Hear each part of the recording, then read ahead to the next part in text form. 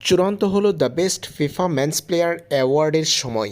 জানা গেল বাংলাদেশ সময় কখন ঘোষণা করা হবে নাম। ফিফার বর্ষসেরা ফুটবলারের অনুষ্ঠানটি অনুষ্ঠিত হতে যাচ্ছে কাতারের দোহাতে। আগামীকাল 16 ডিসেম্বর অনুষ্ঠিত হবে the best FIFA men's player award.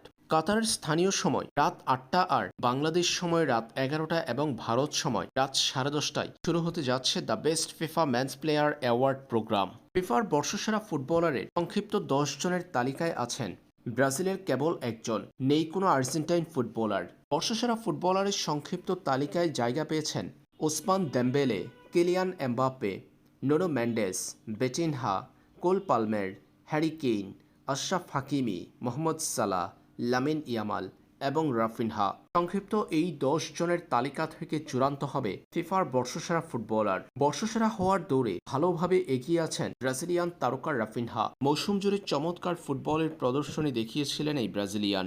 Ballon d'Or জিতা না হলেও এবার FIFA the best man's player award উঠতে পারে তার হাতে। তালিকায় শক্ত অবস্থানে আছেন ওসমান দেম্বেলে, ক্লাব বিশ্বকাপে দুর্দান্ত পারফর্ম করা কোল পালমের, স্প্যানিশ তারকা লামিন ইয়ামালরাও।